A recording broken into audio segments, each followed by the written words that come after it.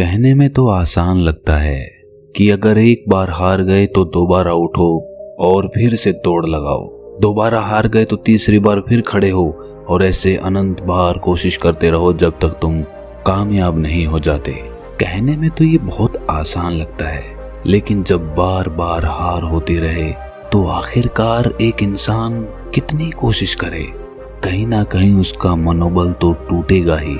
लेकिन क्या कोई ऐसा फॉर्मूला भी है जो निरंतर चलते रहने के लिए हमें हिम्मत देता है? तो इसका जवाब है हाँ, और इसका जवाब आपको इस कहानी में मिलेगा।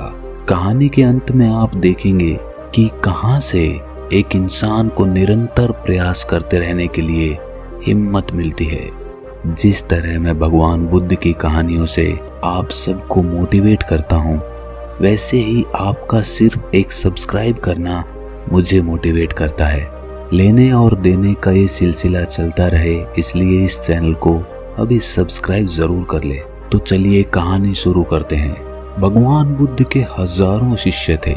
जब उनका एक शिष्य बुद्धत्व को प्राप्त हो जाता तो वो उसे किसी एक दिशा में भेजकर वहाँ के लोगों को जागरूक करने और ज्ञान देने के लिए भेज देते थे।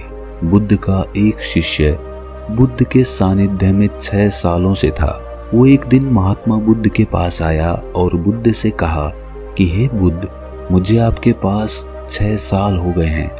मेरे बाद कितने शिष्य आए, उन्हें आपने इस बीच किसी एक दिशा में ज्ञान देने के लिए भेज दिया, लेकिन मुझे अभी तक नहीं भेजा।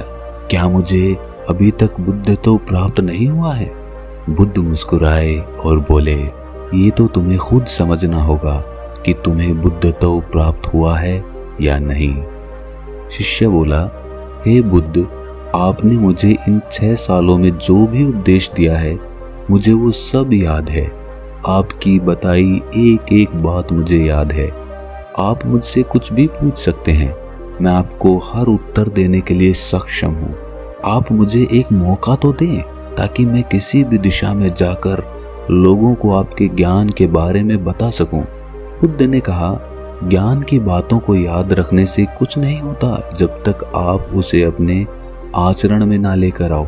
जब तक आप किसी चीज को अपने आचरण में नहीं लाएंगे, तब तक आप दूसरों को नहीं कह सकते कि वो उसे अपने आचरण में लेकर आए। शिष्य ने कहा, जो भी हो, कृपा कर मुझे एक मौका तो दें। आप मुझ पर भरोसा रखें, मैं सभी को अपने ज्ञान से प्रभावित कर सकता हूँ। मैं लोगों को ऐसी बातें बता सकता हूँ जिससे उनके जीवन में शांति आएगी और वो शांतिपूर्वक अपना जीवन जी सकेंगे। बुद्ध ने कहा, अभी तुम तैयार नहीं हुए हो। जब तुम तैयार हो जाओगे, मैं तुम्हें खुद सही मार्ग पर जाने के लिए कहूँगा। शिष्य ने कहा, क्यों बुद्ध, आपने मुझे इन 6 सालों में इतना भी ज्ञान नहीं दिया जिससे मैं लोगों को प्रभावित कर सकूं? आखिरकार बुद्ध ने हार कर कहा, ठीक है, तुम पूर्व दिशा की तरफ चले जाओ। वहां तुम्हें एक गांव मिलेगा, उससे तुम भिक्षा मांग कर लाओ और वहां के लोगों को अपने ज्ञान के बारे में बताओ। कल सुबह तुम वहां अकेले जाना और शाम को आकर मुझे बताना कि तुमने कैसे वहां के लोगों की मदद की। वो शिष्य ये सुनकर बहुत खुश हो गया और बुद्ध का आशीर्वाद लेकर वहां के लिए चल दिया। वो रात भर ज्ञान समेटता रहा। वो मन ही मन सोच रहा था कि मैं कल वहां पर ऐसी ज्ञान की छाप छोड़ूंगा कि वहां के लोगों के साथ बुद्ध भी मुझसे प्रभावित हो जाएंगे। सुबह उठकर वो बुद्ध को प्रणाम करने गया। उन्हें प्रणाम कर वो पूर्व दिशा की तरफ निकल गया। शाम को जब वो वापस आया तो बुद्ध ने देखा कि उस शिष्य के माथे पर चोट लगी है और खून बह रहा है। बुद्ध ने उसे पट्टी की और पूछा कि तुम्हें ये चोट कैसे लगी? शिष्य ने कहा कि बुद्ध, वहाँ के लोग बेहद ही दुष्ट हैं, उन्हें जरा भी बुद्धि नहीं है। मैं उस गांव में भिक्षा लेने के लिए गया पर किसी ने मुझे भिक्षा नहीं दी, सब मुझे गालियां दे रहे थे। एक व्यक्ति ने मुझे भिक्षा तो दी, लेकिन नीचे फेंक कर और कहा, इसे उठा लो। मैंने उन्हें काफी समझाया, लेकिन वो मेरी बात सुनने को तैयार ही नहीं थे। उल्टा उन्होंने मेरे साथ हाथापाई कर दी, जिससे मुझे ये चोट लग गई। हे बुद्ध, आप मुझे दूसरी जगह भेजें जहाँ के लोगों में बुद्धि हो। बुद्ध शिष्य की बात सुनकर मुस्कुराए और बोले कि अगर तुम्हें दूसरे गांव में भी ऐसे लोग मिल गए तब तुम क्या करोगे? शिष्य ने कहा, हे बुद्ध, ऐसे लोगों को कोई ज्ञान नहीं दे सकता। वो लोग अज्ञानी हैं, उन्हें कौन समझाएगा? बुद्ध ने कहा, वो लोग अज्ञानी नहीं बल्कि ज्ञानी ही हैं। उनके पास बहुत बुद्धि है और उनके पास खुद का अपना ज्ञान है। अगर तुम किसी दूसरे के ज्ञान को चोट पहुंचाओगे तो वो कुछ तो कहेंगे ही। तुम्हें ऐसे लोग हर जगह मिलेंगे, तब तुम अपना ज्ञान उन्हें कैसे दोगे? बुद्ध ने शिष्य को कहा कि आज तुम आराम करो, कल शाम को मेरे पास आना। शिष्य बुद्ध को प्रणाम करके चला गया। अगली शाम जब वो वापस बुद्ध के पास आया तब वहां एक और बुद्ध के शिष्य मौजूद थे। उनके हाथ में चोट लगी हुई थी। बुद्ध ने उस शिष्य के हाथ पर चोट देखकर उस पर पट्टी की और उस शिष्य से पूछा कि तुम्हें ये चोट कैसे लगी? शिष्य ने कहा, बुद्ध, आपने पूर्व के गांव में मुझे जाने के लिए कहा था, वहीं पर मुझे ये चोट लगी। बुद्ध ने कहा, वहां तुम्हारे साथ क्या हुआ था? शिष्य ने कहा, हे बुद्ध, वहां पर मैंने सबसे भिक्षा मांगी लेकिन किसी ने मुझे भिक्षा नहीं दी। एक व्यक्ति ने मुझे भिक्षा दी लेकिन उसने भी जमीन पर फेंक कर कहा कि इसे उठा लो। मैंने चुपचाप उसे अपने पात्र में रख लिया और उसे कल्याण का आशीर्वाद दिया। तब उस आदमी ने मुझसे कहा कि आप बड़े ही अजीब आदमी हैं। मैं आपका अपमान कर रहा हूँ और आप मुझे आशीर्वाद दे रहे हैं। मैंने उनसे कहा कि आप दानी हैं, आपने मुझे दान दिया है, इसीलिए मैं आपको आशीर्वाद दे रहा हूँ। फिर मैं वहाँ से आगे गया तो कुछ लोगों ने मुझे वहाँ से जाने के लिए कहा।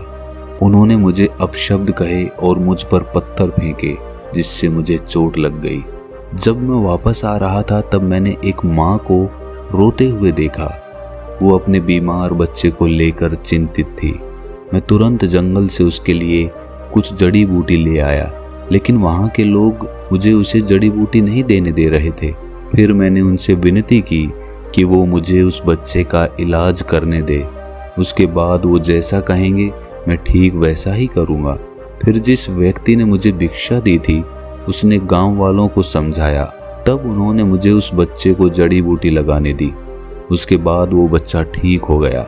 फिर गांव वालों ने मुझसे उनके किए गए अभद्र व्यवहार के लिए क्षमा मांगी और मुझे धन्यवाद दिया।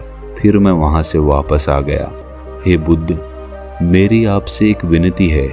उस गांव के लोग बहुत भोले और सीधे साधे हैं। क्या मैं रोज उसी गांव में जाकर भिक्षा मांग सकता हूँ?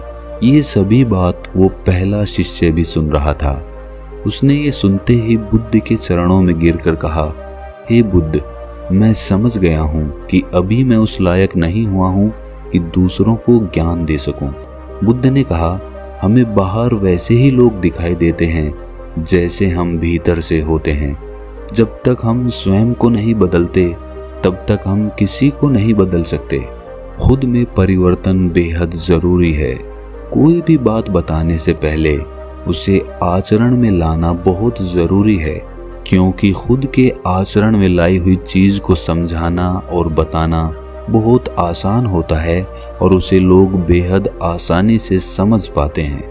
तो दोस्तों, आप सोच रहे होंगे कि इसमें निरंतर प्रयास करने का कौन सा मंत्र है? तो यहीं पर हमारी समझ काम आती है। इस कहानी में दो पात्र थे। दोनों पात्र वहां से चोट खाकर आए। एक पात्र उनको गालियां निकालने लगा, लेकिन दूसरा पात्र फिर से वहीं जाने के लिए कहने लगा। ऐसे ही जब हमारे जीवन में कोई कठिनाई आती है या फिर हमारा प्रयास विफल हो जाता है तो या तो हम उससे मुंह मोड़ लेते हैं या उस काम को कभी करने की कोशिश ही नहीं करते हैं। लेकिन दूसरी तरह का पात्र उसी काम को करने का नजरिया बदल देता है। वो उसी नाकामयाबी में कुछ ना कुछ मोटिवेशन ढूंढ लेता है। जैसे एक नवजात बच्चा होता है, उसे शुरुआत में चलना नहीं आता है। वो बार बार चलता है, फिर गिर जाता है, वो फिर उठता है, फिर चलता है। उसके लिए वो गिरने का और चलने का एक खेल बन जाता है। उसके लिए वो मनोरंजन बन जाता है। उसको वो कोशिश नहीं लगती, उसको वो खेल लगने लगता है, क्योंकि उसके पास कोई दूसरी चीज करने को होती ही नहीं है। और हमारे पास करने को बहुत सारी चीजें होती हैं। इसीलिए हम जब एक चीज में असफल होते हैं तो हम दूसरी चीज की तरफ भागने लगते हैं। लेकिन अगर हम 100 जगह मिट्टी खोदने की बजाय एक ही जगह पर मिट्टी खोदते रहें तो एक दिन वो कुआं बन जाएगा और उसमें से पानी भी निकल आएगा।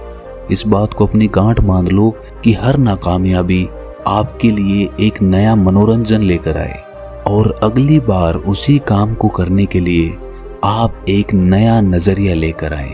एक नए नजरिए से उस काम को देखने की कोशिश करें और फिर देखें कामयाबी आपके कदम चूमेगी।